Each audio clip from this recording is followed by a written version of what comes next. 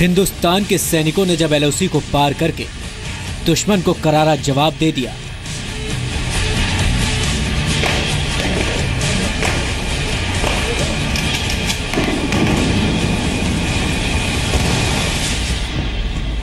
तब जी न्यूज उन लोगों के बीच पहुंचा जिनका घर बॉर्डर पर है।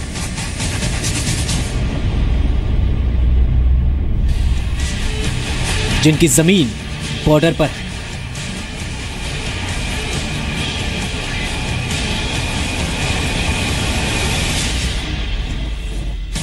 आपके लिए बॉर्डर की यह तस्वीर जरूरी है।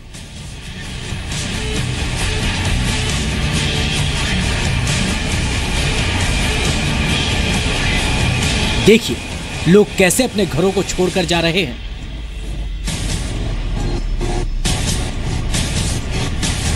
क्योंकि बॉर्डर सुरक्षित रहेगा तो ही सुरक्षित रहेंगे आप।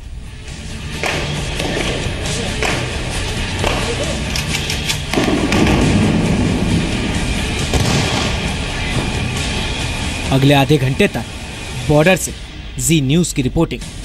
ए वतन तेरे लिए। नमस्कार, आप देख रहे हैं हमारा खास कार्यक्रम ए वतन तेरे लिए। ऐसा इसलिए क्योंकि आज बॉर्डर से सटा हिंदुस्तान का हर गांव में रहने वाला हर हिंदुस्तानी, सीमा पर बसा हर भारतवासी यही कह रहा है कि चाहे घर छोड़ना पड़े, चाहे जमीन छोड़नी पड़े, देश के लिए सब मंजूर है, देश के लिए सब कुर्बान है। पंजाब, गुजरात और राजस्थान में बॉर्डर पर सैकड़ों गांव बसे हैं और सीमा पार भारत की जबरदस्त कार्रवाई के बाद इन गांव में एक अजीब सी खामोशी है। लोगों के चेहरों पर डर नहीं है, लेकिन एक सवाल है। सवाल यह कि आगे क्या होने वाला है। जी न्यूज ने ऐसे ही गांव का दौरा किया और बॉर्डर पर रह रहे लोगों से मुलाकात की तो बॉर्डर के बाशिंदों ने गजब का जज्बा दिखाया। सरहद पर बसे हिंदुस्तानियों ने बोला, हमारे पास हथियार नहीं पर हौसला है। सेना जब चाहेगी, जैसे चाहेगी, हम देश के लिए कुछ भी कर गुजरेंगे।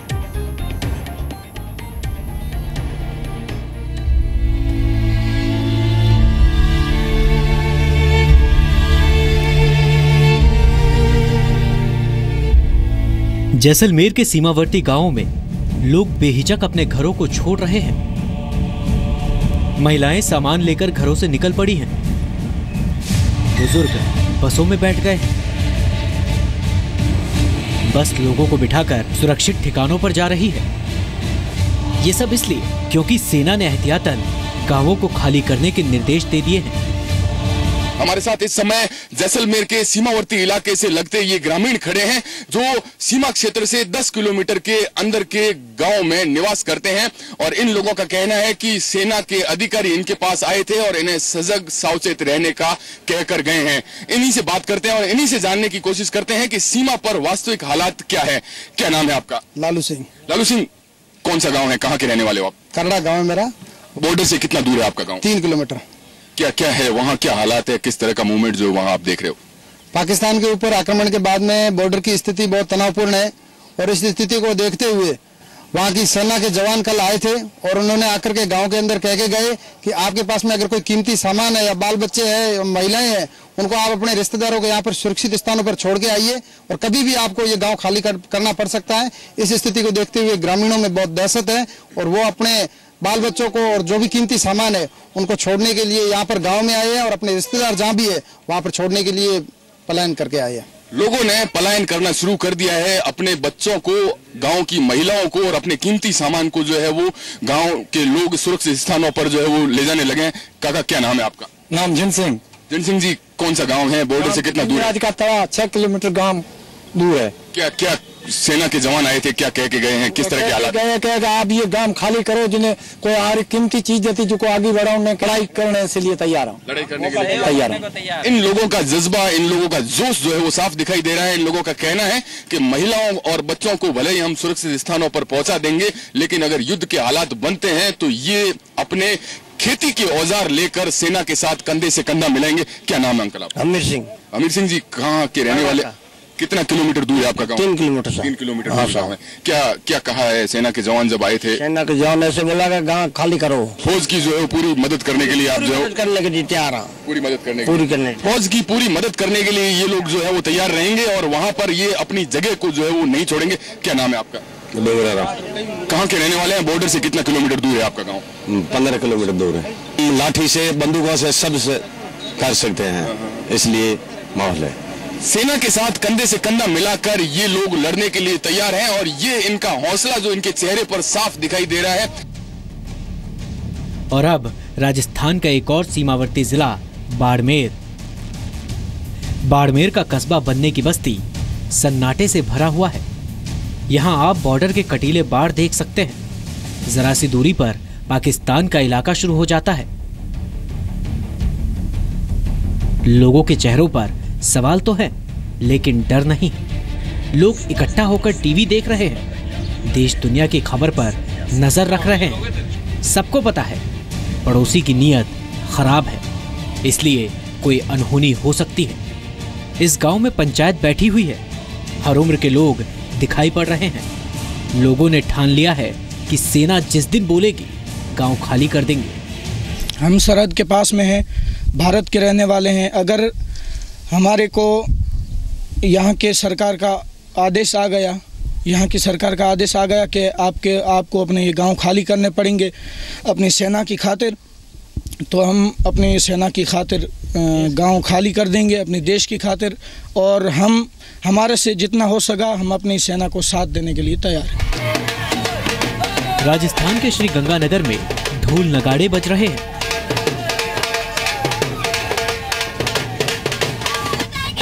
स्कूली बच्चे भारत माता की जय जयकार कर रहे हैं।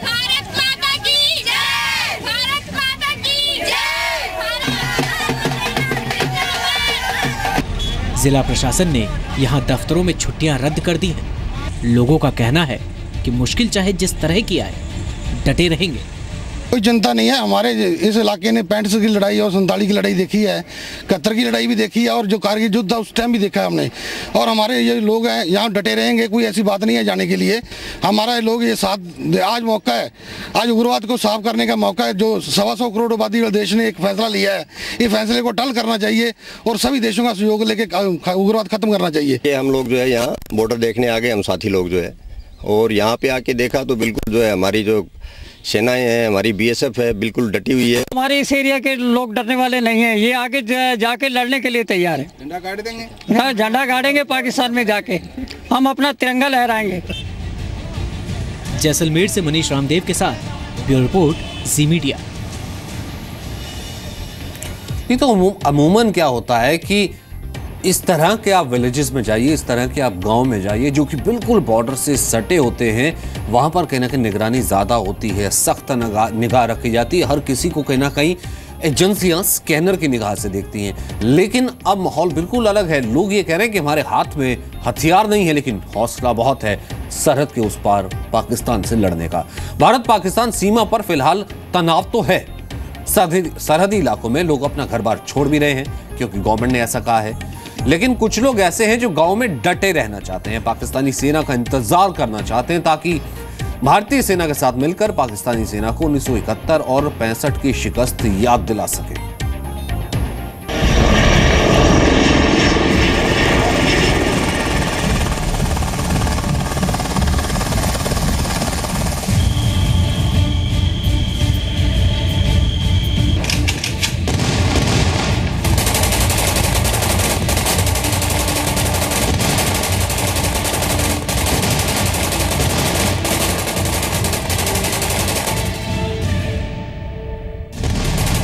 भारतीय सेना ने उरी में शहीद हुए 18 जवानों की शहादत का बदला लाइन ऑफ कंट्रोल पार करके आतंकवादियों का खात्मा कर ले लिया।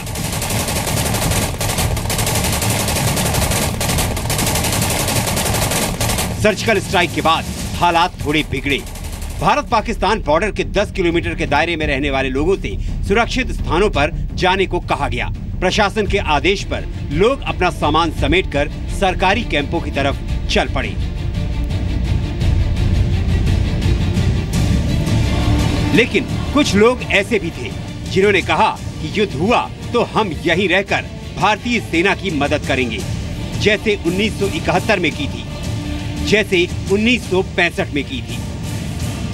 हम खड़े हैं फिरोजपुर के गुरूरशाह हलके के राजा राय फारूवाला एरिया में और आप देख सकते हैं कि मेरे इस साइड में फेंसिंग लाइन बिल्कुल आधा किला दूर है और इस फेंसिंग लाइन के दूसरी तरफ भी किसान जो अपनी खेती कर रहे हैं, पंजाब के किसान हैं, इंडिया के किसान हैं, वो अपनी खेती कर रहे हैं और फेंसिंग लाइन के बिल्कुल पास ही आप देख सकते हैं कि घर हैं जहां लोग अभी भी रह रहे हैं।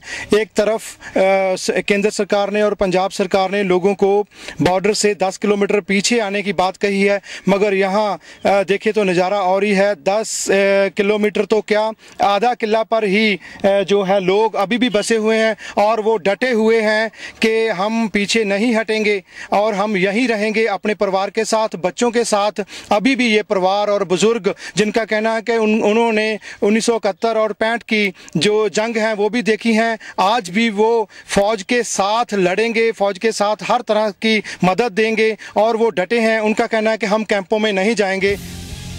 ये फिरोजपुर जिले के ममदोट सेक्टर का राजा राय गांव है। जैसा कि आप देख रहे हैं, बॉर्डर फेंसिंग महज 500 मीटर की दूरी पर है। हालात युद्ध जैसे हैं, लेकिन यहाँ रहने वाला ये परिवार यहाँ से हिलने को तैयार नहीं है। वो कहते हैं कि हम घर छोड़कर कहीं नहीं जाएंगे, चाहे मौत आ जाए। इन गांव के बुजुर्गों का कहना है कि हमने पहले 2 बड़ी लड़ाइयां देखी है, हमें कोई डर नहीं। हम पहले भी भारतीय फौज के साथ दुश्मन का मुकाबला करने के लिए डटे रहे थे, आज भी हम घर छोड़कर कहीं नहीं जाएंगे। बलदेव सिंह ने 1971 में खेतों में लगी माइंस में ही अपना पैर खोया था, लेकिन उन्हें आज भी पाकिस्तानी फौज का कोई डर नहीं है।